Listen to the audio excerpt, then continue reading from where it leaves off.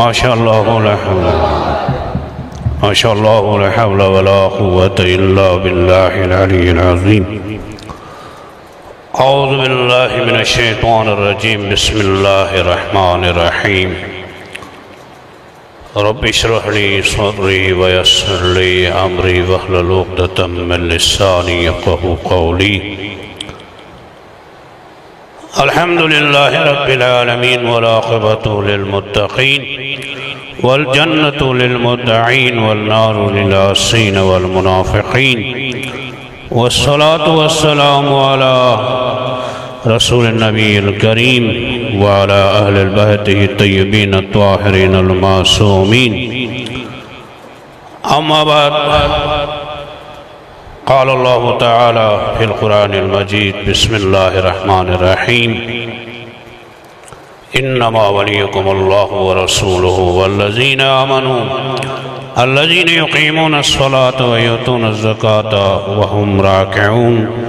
صلوات پڑھے گا محمد وآل محمد پر.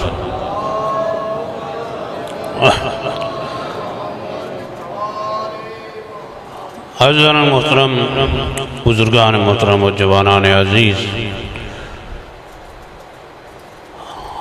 اور آواز دران مظلوم کربلا،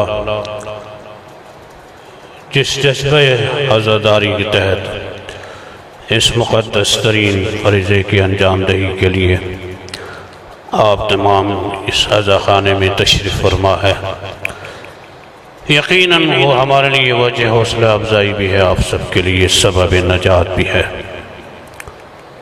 چنانچہ مختصر سے وقت میں خداوند قدوس اپنی لاریب کتاب میں ارشاد فرما رہا ہے، سورۃ المائدہ آیت نمبر 55: انما ولیکم اللہ ورسولہ والذین آمنوا الذین یقیمون الصلاة ویؤتون الزکاة وہم راکعون. تمہارا ولی اللہ ہے اور اس کے رسول ہے، اور وہ صاحبان ایمان، وہ ایمان والے جو نماز قائم کرتے ہیں اور حالت رکوع میں زکوٰۃ دیتے ہیں. چنانچہ انما، یہاں پر انما یہ کلمہ حصر ہے، یعنی حصر کا مطلب ہوتا ہے تالا. جب بھی یعنی انما جس آیت میں داخل ہو، کسی غیر کو اس کے اندر داخل ہونا نہیں دیتے، اور جو داخل ہوا ہے اس کو اس صفت سے جدا ہونا نہیں دیتے. جیسا کہ قرآن کی اور مثالیں ہیں، جسے قرآن میں اور ایک جگہ پہ فرمایا: انما یتقبل اللہ من المتقین.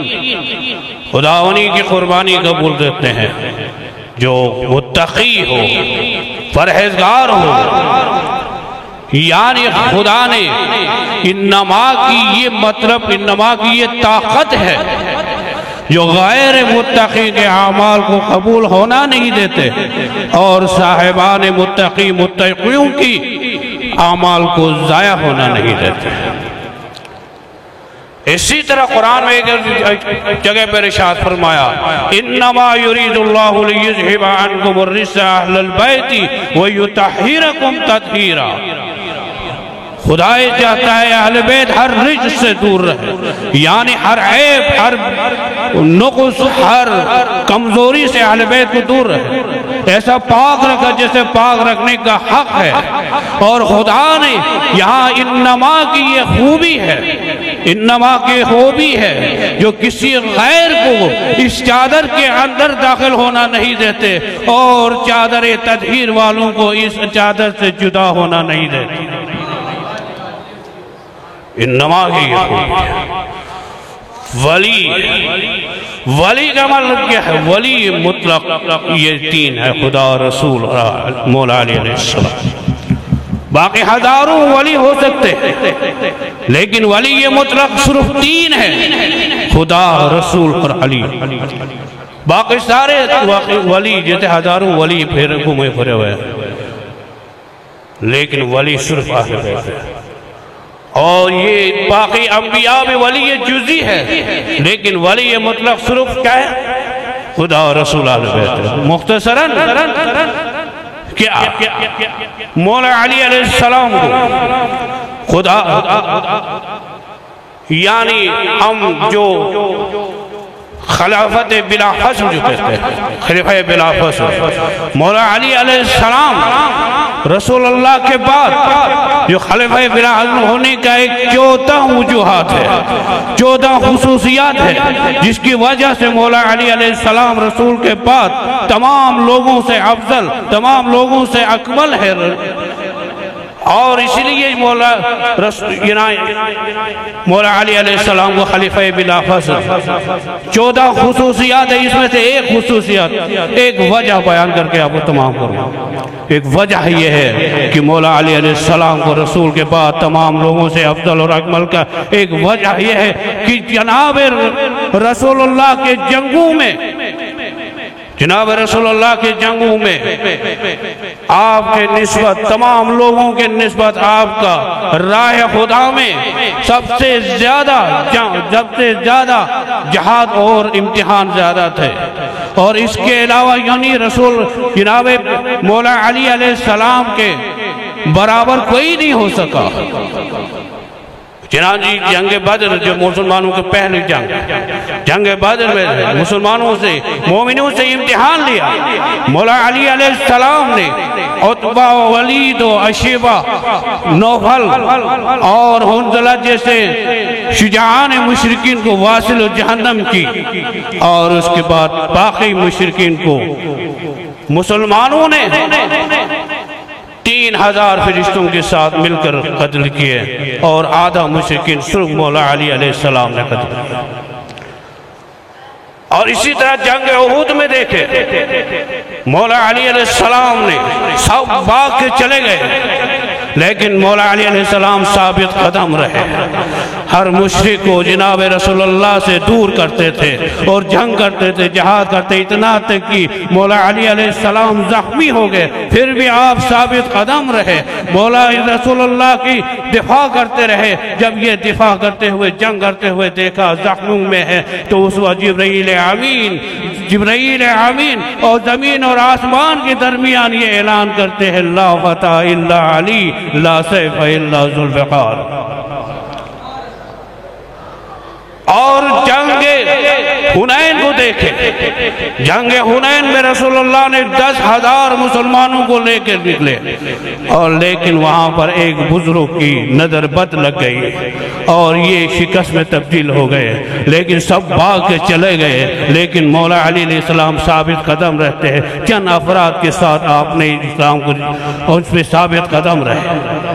اور اسی طرح جنگ خیبر کو دیکھیں، جنگ خیبر کو دیکھیں کہ رسول اللہ نے اعلان کیا، میں کل اس سے علم دوں گا جو کرار ہوگا، غیر فرار ہوگا، خدا اس کا محبوب ہوگا، وہ خدا کا محبوب ہوگا، وہ میرا محبوب ہوگا، میں اس کا محبوب ہوگا۔ علی نے قلعہ مرحب کو جو 1000 لوگ اس کو کھولتے تھے، بند کرتے تھے، علی نے ایک انگشت سے وہ قلعہ کے دروازے کو 40 قدم دور پھینکا، اور علی نے مرحب کے سر کو فنار کر دیا۔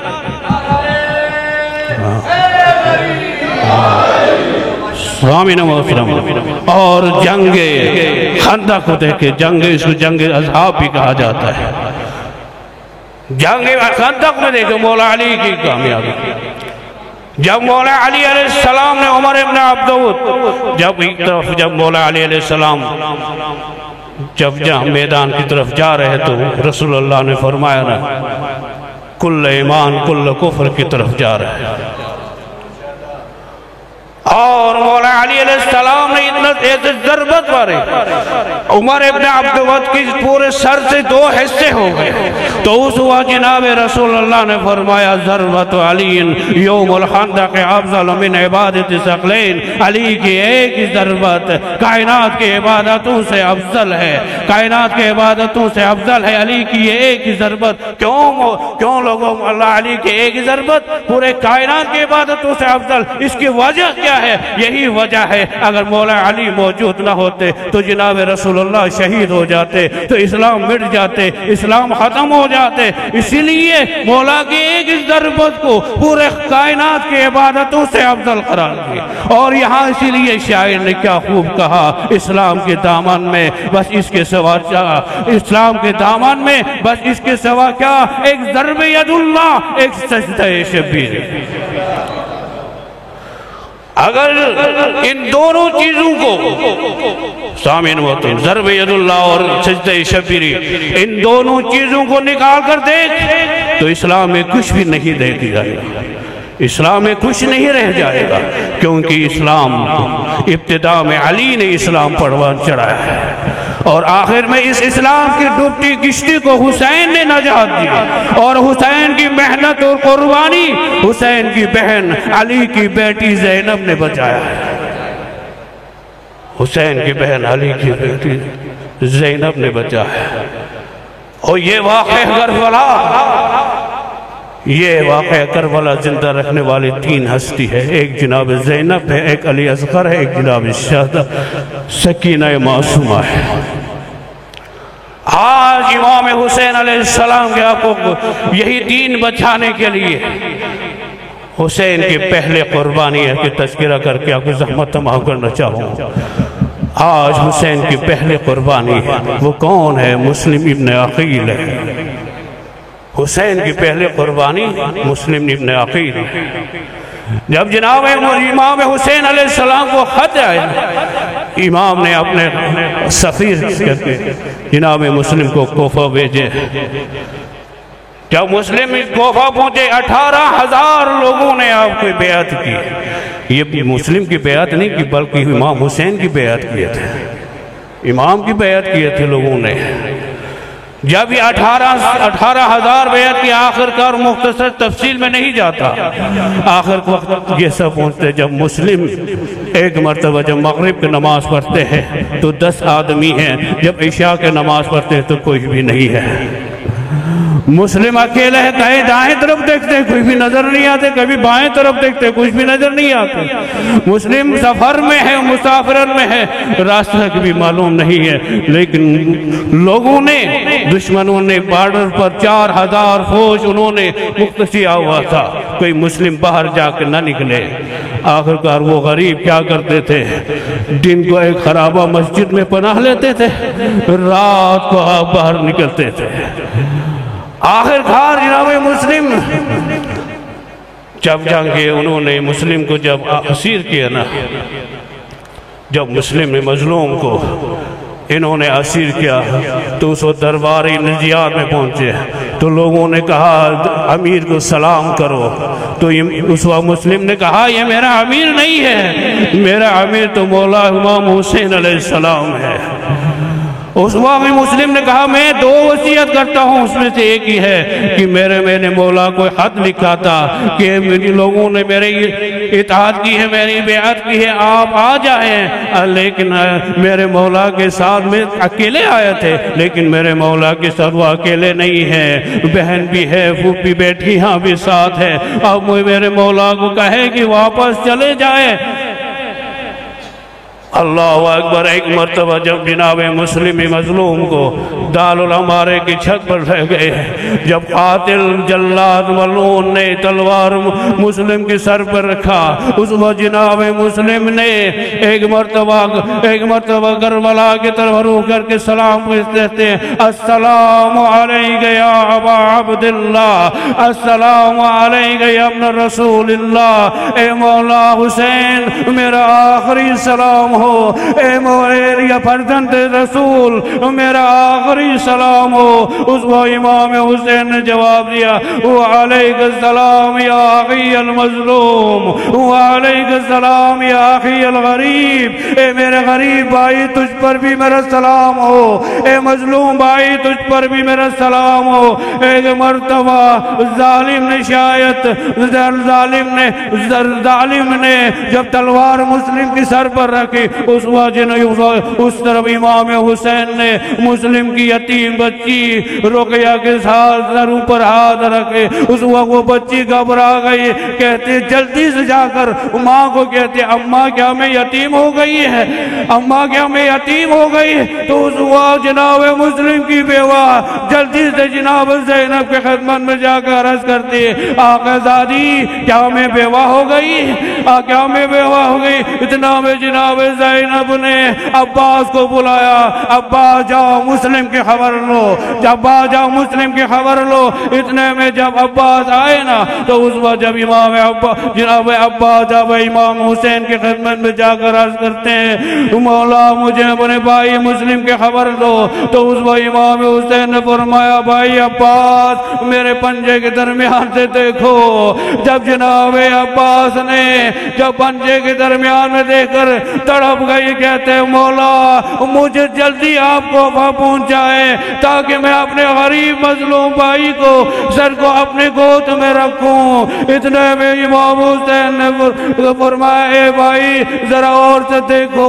جب اس وہ جناب عباس نے دیکھنا تھا، عباس نے کہا بابا اے مولا اب میں کوفہ نہیں جاؤں گا، اب میں کوفہ نہیں جاؤں گا۔ امام نے فرمایا عباس کیا دیکھا؟ تو اس وہ جناب عباس کہتے ہیں مولا اللہ کا میرے ماں زہرا بقیہ سے آ کر جناب مسلم کی لاش کو اپنے گود میں رکھے ہو۔ الا لعنت اللہ علی القوم الظالمین وجزاهم الذین ظلموا منقلبین۔